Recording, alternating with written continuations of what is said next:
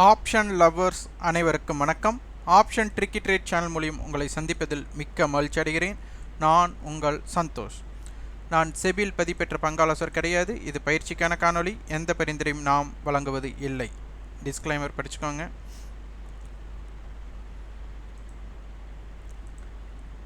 March 29ஆம் தேதி ஒரு 1 month paid discussion துவங்கிருக்கு. இது என்னுடைய ஆப்ஷன் பிரீமியத்தின் அடிப்படையில் சந்தையை எப்படி பார்ப்பதுங்கிற என்னுடைய எக்ஸ்பீரியன்ஸை உங்களுக்கு ஷேரிங் பண்ணுறேன், உங்களை அப்சர்வ் பண்ண வைக்கிறேன்.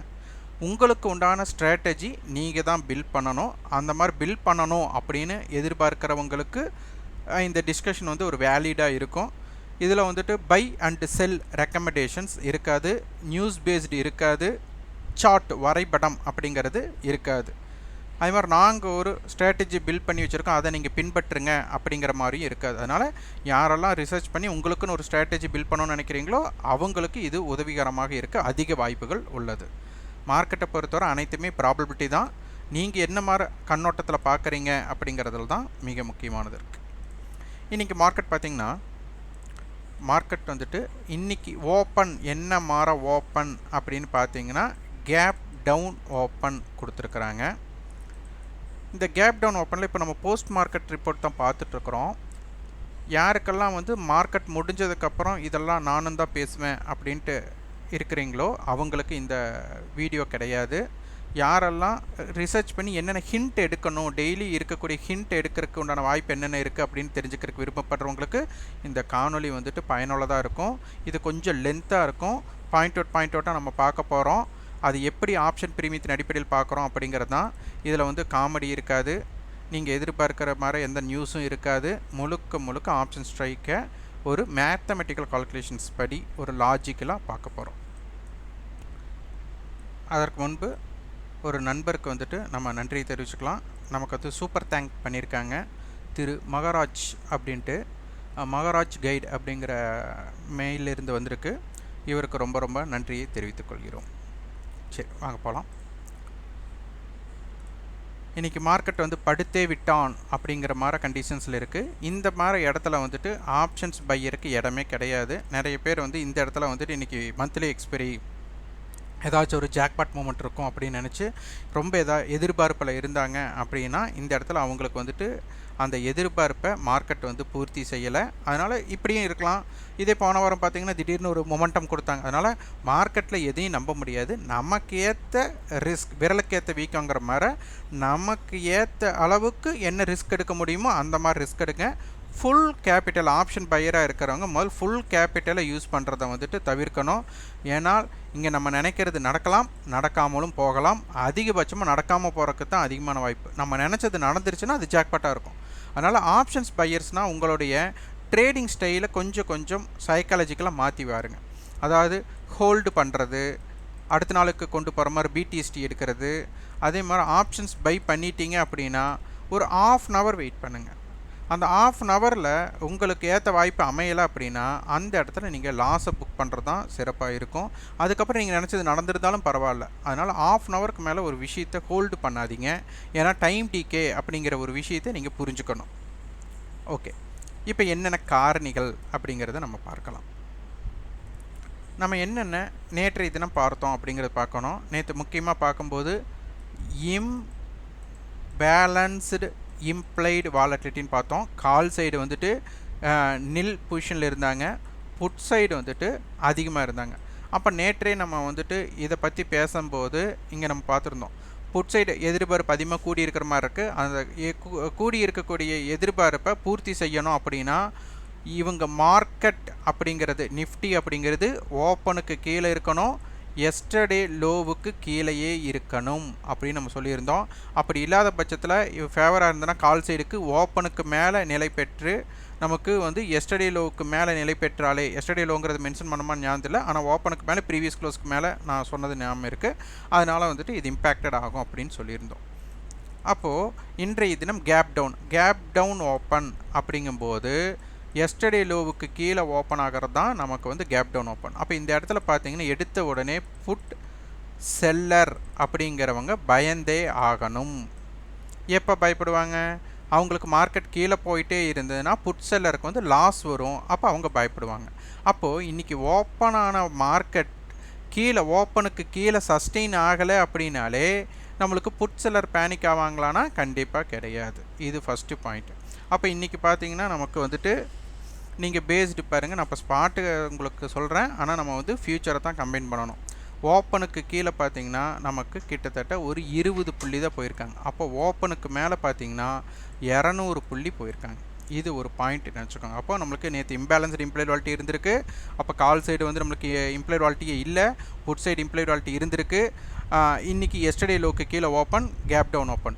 இதே வந்துட்டு இந்த கேப் டவுன் ஓப்பன் லாஸ்ட் வீக்கோட லோவுக்கு கீழே ஓப்பன் ஆகிற மாதிரி இருந்திருந்தால் அது வேறு மாதிரி தாக்கத்துக்கும். இது வந்து இன்சைடு பார்ன்னு சொல்லுவாங்க. அதாவது சென்ற வாரத்தோட பார்க்கும்போது இந்த வாரத்தோட ஏற்றத்தில் பார்க்கும்போது இந்த வாரத்தோட லோவும் இந்த வாரத்தோட ஹைக்கு உட்பட்டு தான் அதாவது கரண்ட் வீக் நான் சொல்கிறது அதுக்குள்ளே தான் இருக்கிறாங்க அப்படிங்கிற ஒரு விஷயம் தெரிஞ்சிருக்கு.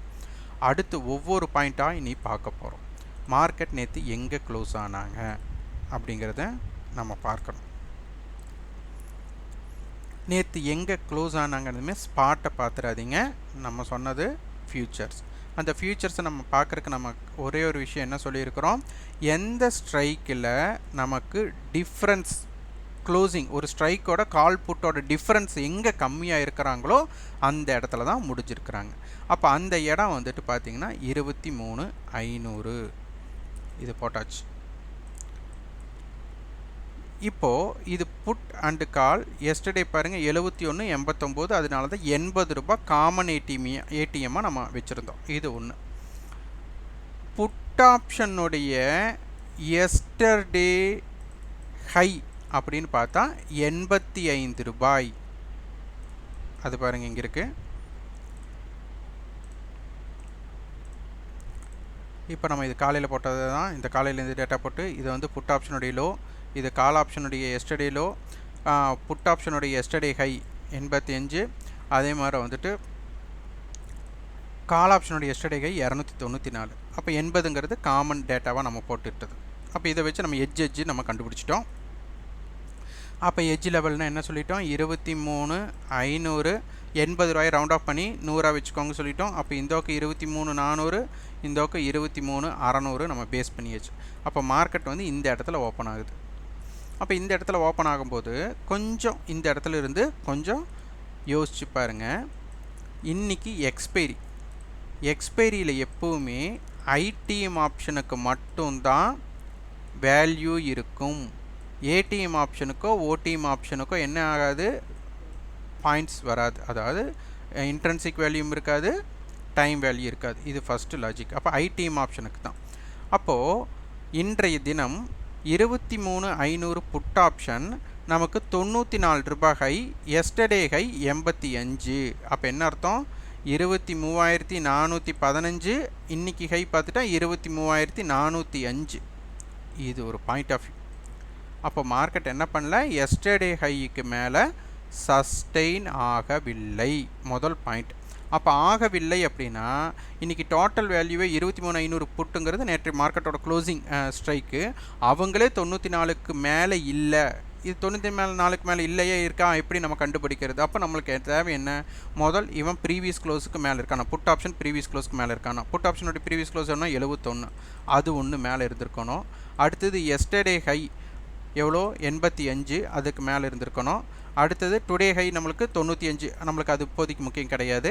அப்போ காமன் ஏடிஎம் நமக்கு வந்து 80 ரூபாய். அப்போ இப்போ என்ன அர்த்தம், இவங்களுக்கு 71க்கு மேலே இருக்கணும், 80க்கு மேலே இருந்திருக்கணும், 85க்கு மேலே இருந்திருக்கணும். இந்த 3 வேல்யூ நமக்கு. இந்த 3 வேல்யூ என்ன, புட்டோட previous closes, common ATM 80, 85 yesterday high. அப்போ இதற்கு மேலே இல்லாத பட்சத்தில் அப்படிங்கிறது தான். அப்போ இது 95 தான் வந்திருக்காங்க. அப்போ 85க்கு மேலே கண்டிப்பாக இருந்திருக்கணும். அப்போ இவங்க என்ன சொல்ல வராங்க, இந்த 95க்கு கீழே மார்க்கெட் இல்லாத பட்சத்தில் மார்க்கெட் 23,405க்கு கீழே போகவே போகாது அப்படிங்கிறது தான். அது எப்படி நம்ம முடிவு பண்ண முடியும் அப்படின்னு சிலருக்கெல்லாம் தோணலாம்.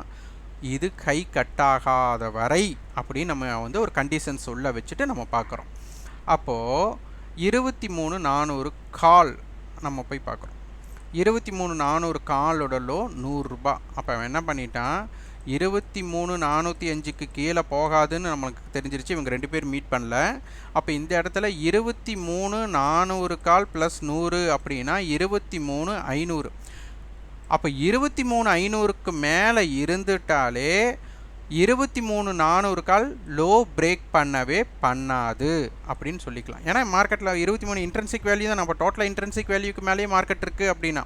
அப்போது புட் ஆப்ஷனுடைய வேல்யூவை விட கால் ஆப்ஷன் அதிகமாக இருந்துட்டாலே நம்மளுக்கு என்ன ஆகாது, கண்டிப்பாக மார்க்கெட் இந்த லோவை பிரேக் பண்ணாது அப்படிங்கிற கண்டிஷன்ஸ் இங்கே கிடச்சாச்சு.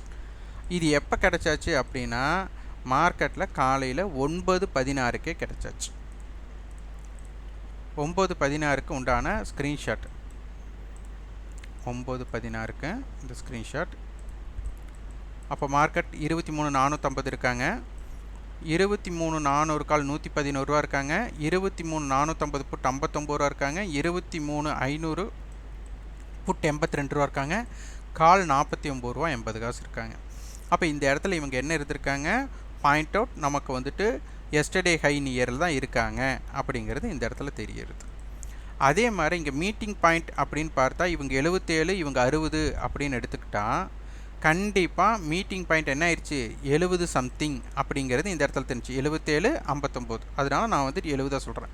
அப்போ 80 அப்படிங்கிற ஏடி மீட்டிங் பாயிண்ட் டவுன் ஆயிருக்கு, 10 பாயிண்ட் டவுன் ஆயிருக்கு. அப்போ இந்த இடத்துல என்ன ஆயிருக்கு, நமக்கு காமன் ஏடி பாயிண்ட் டவுன் ஆகுது அப்படின்னா இங்கே டிகே ஆயிருக்கு. அப்போ இந்த இடத்துல புட் செல்லர் அப்படிங்கிறவங்க பயந்துருக்காங்களா அப்படின்னு கேட்டால் இல்லை. அப்போ இந்த புட் செல்லர் வந்துட்டு பயப்படுறாங்கனாலே மார்க்கெட் ஓப்பனுக்கு கீழே இருக்கணும். அப்போ ஓப்பனுக்கு கீழேயும் மார்க்கெட் நிகழவில்லை, அது நம்ம பார்க்கணும். அடுத்தது 23,400 கால் ஆப்ஷன் 100 ரூபாய் லோ போட்டிருக்காங்க, ஹை வந்து 139 ரூபா வச்சுருக்காங்க, ஓப்பன் ஆனது 125 ரூபாய்க்கு. இந்த டேட்டா தான் நமக்கு முக்கியம்.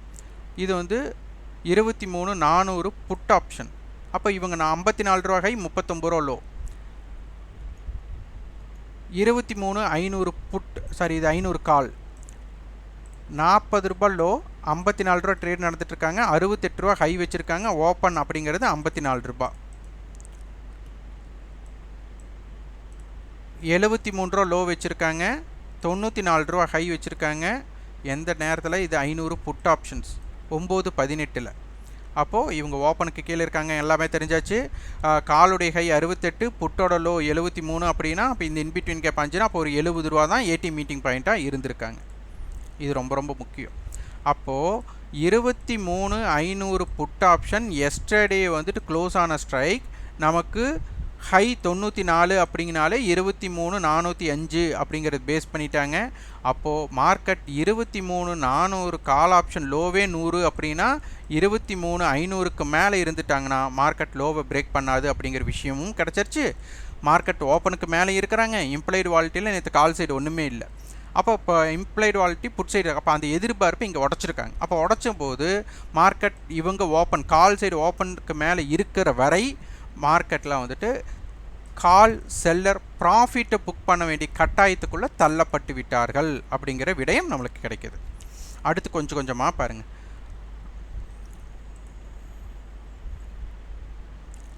இங்கே பாருங்கள், 23,500 கால் நமக்கு 98 ரூபா, புட் ஆப்ஷன் 55 ரூபா.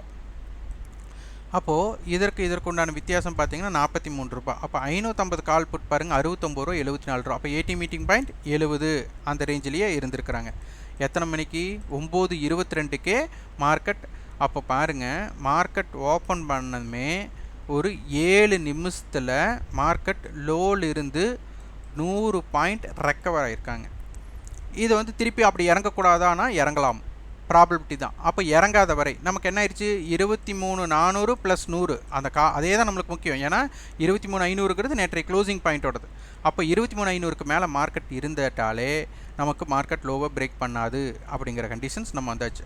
அடுத்து பாருங்கள், இந்த டைமிங் பார்த்தீங்கன்னா உங்களுக்கு தெரியும், 9:41க்கு ஏடி மீட்டிங் பாயிண்ட் என்னவாயிருச்சு, 54 மாறிடுச்சு. இது படிப்படியாக குறைஞ்சி 11 மணிக்குள்ளேயே 11 to 12க்குள்ளேயே உங்களுக்கு 20 ரூபாயை நோக்கி வந்துட்டாங்க.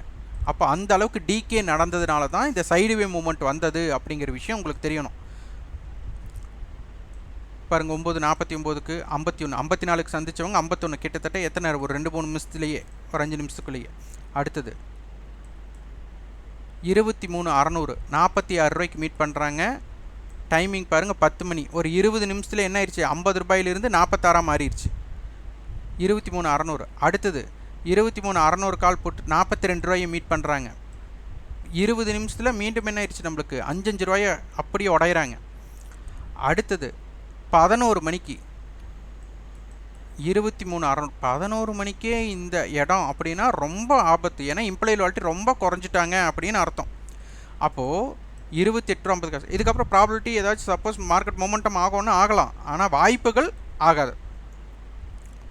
அடுத்தது 11:30க்கு டைம் பாருங்கள் 11:30 600 கால் 600 புட் 25 ரூபாய். இந்த மீட்டிங் பாயிண்ட் அப்படிங்கிறது பெருசாக யாரும் முன்னுரிமை கொடுத்து பேச மாட்டாங்க, நம்ம மட்டும்தான் கொடுக்குறோம். இதை வந்து கிராஸை செக் பண்ணுங்கள். இவனு ஒரே ரேட் இருக்கணும், இவனு ஒரே ரேட் இருக்கணும். இந்த 109ம் இந்த 106ம் இதெல்லாம் சேம் டிஸ்டன்ஸ். இந்த சேம் டிஸ்டன்ஸ் இருக்கிறவங்களாம் ஒரே ப்ரைஸ் இருக்கணும். இந்த ஓடிஎம்மில் மிஸ் மேட்ச் ஆகுதான், இதற்காக சின்ன சின்ன மூமெண்ட்ஸ் கொடுத்துட்ருப்பாங்க. அதனால தான் மார்க்கெட் வந்துட்டு அந்த இடத்துல ஒவ்வொரு சைடு வேவாக போகிறக்கும் இம்பாக்ட். அடுத்தது 12 மணிக்கு 20 ரூபாய்க்கு, அதாவது காலையில் 9:15க்கு 70 ரூபா இருந்தவங்க 12 மணிக்கு 20 ரூபா ஆயிட்டாங்க. இந்த இடத்துல நமக்கு 12 மணிலேருந்து 3:30 மணி மட்டும் உங்களுக்கு நினச்சி பாருங்கள், இது ஆப்ரேட் பண்ணி திருப்பி மார்க்கெட் மேலே கீழே கொண்டு போயிருக்கலாம். ஆனால் அதுக்கு 10% இதை வாய்ப்பு ஆகாதுன்னு சொல்ல, 90% மார்க்கெட் மூவ்மெண்ட் ஆகிறதுக்குண்டான வாய்ப்புகள் இந்த இடத்துல குறைவு அப்படிங்கிறத இந்த 12 மணிக்கு டேட்டா தெரிஞ்சாச்சு. அதுக்கு அடுத்தது பாருங்கள்